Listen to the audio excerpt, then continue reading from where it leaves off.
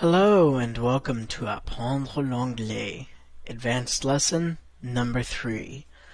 Bonjour et bienvenue à Apprendre l'anglais, leçon avancée numéro 3. Je m'appelle Thomas, je suis américain, et au travers de ce podcast, je voudrais partager avec vous un peu de la langue anglaise. Les leçons avancées sont entièrement en anglais. Alors, ils sont vraiment pour les personnes qui ont déjà étudié l'anglais. Et vous autres, ne vous inquiétez pas. Okay, first of all, I would like to say thank you to everybody who continued to listen to the podcast through the month of break that I had. I've received a lot of positive feedback from advanced lesson number 2. In fact, I've received almost entirely positive feedback from that advanced lesson as opposed to the first one, in which, if you remember, I had a mix of positive and negative feedback. Now, one of the things that I kept hearing over and over was that the podcast is not too fast, which is very good news for me to hear. It makes me really happy, because the way I try to do these advanced lessons, I'm not trying to give you scripted English. I do not script these whatsoever. I'm just talking, freestyling it, or ad-libbing it, or improvising it. Several ways of saying the same thing. I'm doing it without a script. The point of this is that this gives you natural English. There's minimal editing, so the pauses are in there, my ums and uhs, my hesitations are in there, and also basically it gives you the chance to hear English as it is actually spoken in the United States. So, no worries, I think I'm going to keep the format of the advanced lessons basically the same thing. Like I said in the first one, the subjects that we discuss are going to be different from time to time. Today I'm going to discuss, again, more cultural information, giving you a few more vocabulary words as always. However, something that I'm also going to do is introduce a current event topic. This is something that I've had requests from the time before I was doing advanced lessons. People wanted, what's going on in the United States? What are some current events? Well, it's hard to pick out current events that are really appropriate to talk about in this podcast because, first of all, you guys hear a lot of the things that go on in the United States with the president or with international politics. And so I rule all those out because I don't want to give you the same stories that you heard on the television in France or in Belgium or Switzerland, wherever we have listeners all over the world. But I want to give you things that you might not hear over there. And I think I found a story today that goes along, that fits in those lines. It also fits into the topic that we're going to discuss today very well. So let's begin. What we're going to discuss today is basically an advanced lesson version of lesson number 20, which is sports. And we're going to discuss, obviously, sports in a lot more detail than we would discuss in lesson 20. We're also going to discuss different aspects of sports. What I'd like to start off with is basically a summary of which sports are popular in the United States. Now, there are what are often called the Big Three or the Big Four. Now, that terminology is used in the United States, the big and then a certain number, to describe the most important set of whatever. In this case, sports. It could be the Big Five companies. It could be the Big Five artists. It could be the big some number, anything. And they're often called the Big Three or the Big Four. Obviously, that depends on if you count 3 or 4 sports as being big. What is basically always considered the most popular sport in America is football. However, again, keep in mind that when I say football, I mean American football. I do not mean what we call soccer. Okay, I do not mean the sport that is popular everywhere else in the world. I mean American football. The pigskin. That's what is popular in America. Now, as far as a runner-up goes, I would say baseball is probably the second most popular sport in America, followed closely by basketball. There are 2 more, and those 3 are the Big Three, though: football, baseball, and basketball. Now, you have 2 more sports. Hockey is often considered the fourth biggest sport in the United States, completing the Big Four. And then soccer, what everybody else in the world and every other country calls football, is, I would say, the fifth most popular sport in the United States. Now, one of the things I'd like to discuss about this is, why is soccer, or football, so looked down upon in the United States? It's not nearly as popular as it is everywhere else in the world. There are two major theories that people discuss in America concerning soccer as to why it is not as popular here. And this is what they are. The first one is that Americans are not good at soccer. Now, I don't really watch soccer myself, I have to admit. I don't really watch it. I'm going to try to start watching it some, because I'm going to France, so I'd like to start watching it. But Americans are supposedly not good at soccer, and some people say that because we're not good, we don't want to, appear bad to the rest of the world, so we just pretend like we're not interested. Okay, that's a possible theory. The other big theory that I always hear discussed is when people say that soccer is slow-paced compared to the other popular sports in America. Now, to discuss these two theories real quick, I want you guys to email me with your opinions or what you think about them, or post in the forum or something. But what I don't think that second theory has much credibility.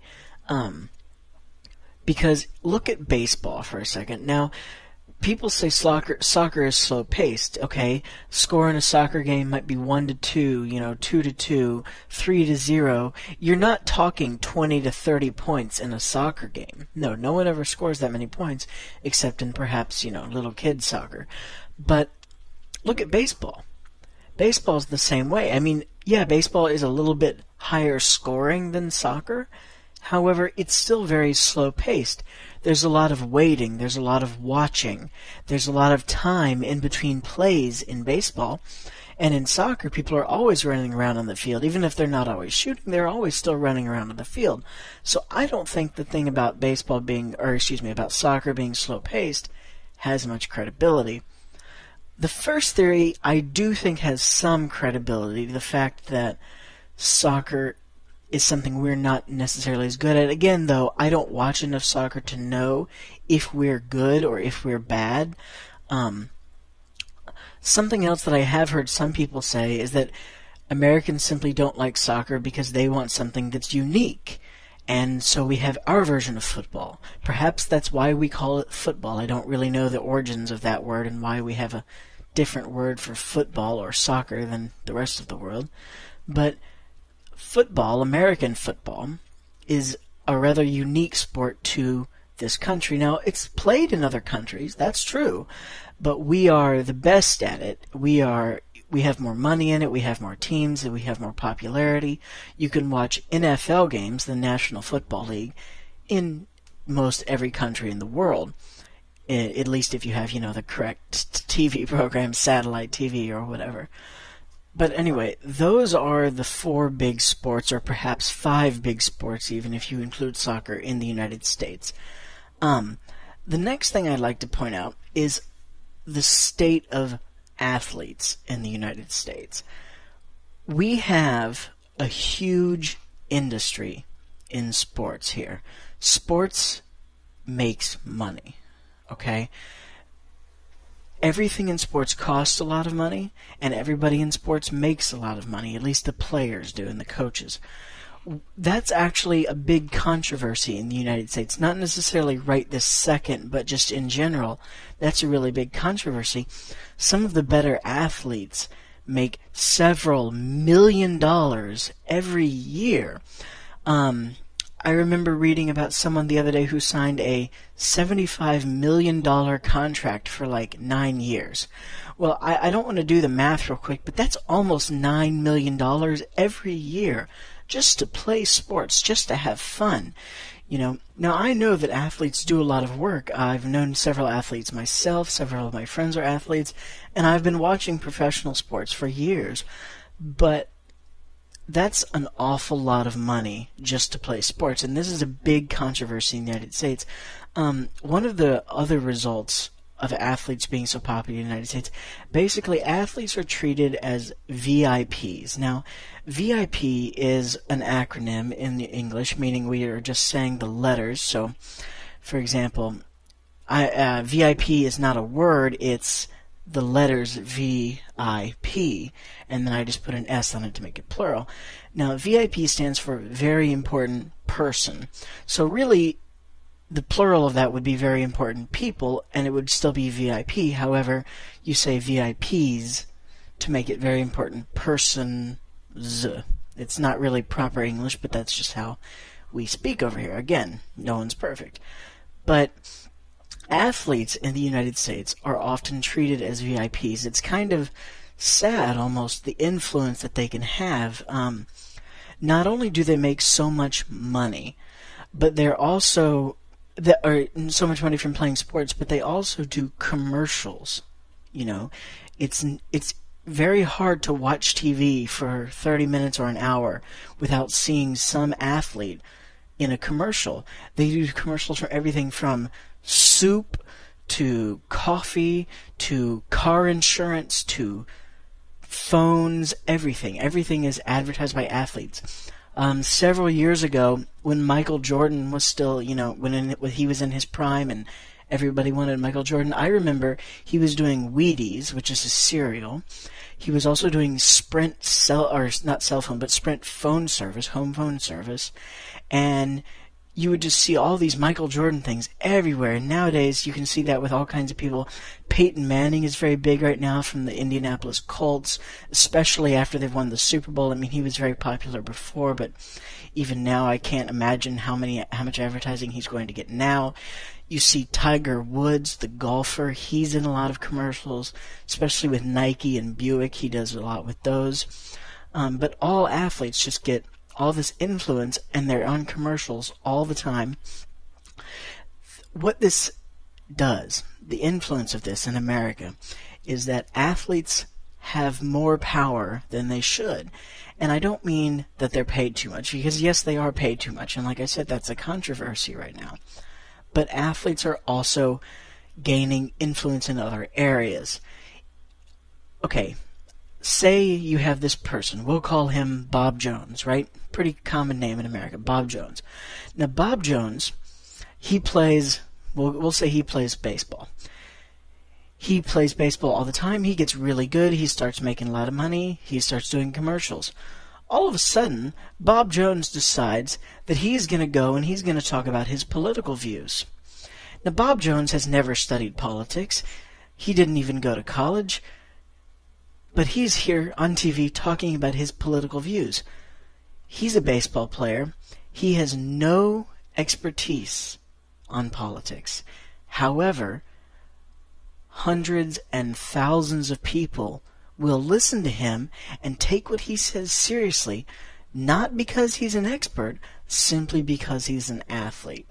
And there are other groups in America. Actors can do this. I mean, there's a lot of groups who do this, musicians, but athletes are one of the big groups that do this. They take their influence that they've gained from being good at what they do for a living, and they use it to try to influence people in other areas. Often this comes across in politics.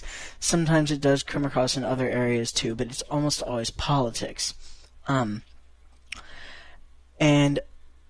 so these athletes, they become not just icons as athletes, they become icons in society.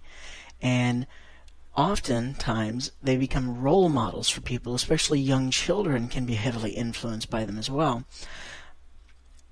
I have to stop and say here for just a moment, it's not all bad what they do with their influence. It's not all Bob Jones trying to convince people to vote for X who's running for office. It's often good things too. The NFL, the National Football League, is especially big with community service. They have commercials on all the time where you'll see some football player and he's trying to help some little kid with his schoolwork, or he's reading a book to a classroom of children, and what they say is, this player can't do it on his own, come help too. So they're saying, look, the football player can help. You can take some time and help these little kids too. So there are good results of this influence that these athletes have, but there's also bad results too. I just wanted to point out that it's not all bad, that they are using it for good too in many different ways. Now, as a result of athletes being treated as VIPs, sometimes there are bigger consequences. Sometimes they get in trouble simply because they are athletes and VIPs. About a year ago, in 2006, for example, the Pittsburgh Steelers, they won the Super Bowl. They beat my Seahawks, and they won the Super Bowl. It's annoying, but Ben Roethlisberger, their quarterback, month or two or so after the Super Bowl, he was in a motorcycle accident. Now, I don't know whose fault the accident was, and I don't know about the legality of all this, but a big controversy stirred up simply because he was not wearing a safety helmet when he was riding his motorcycle. Now, like I said, I don't know the legality behind that. However, that's a big safety issue.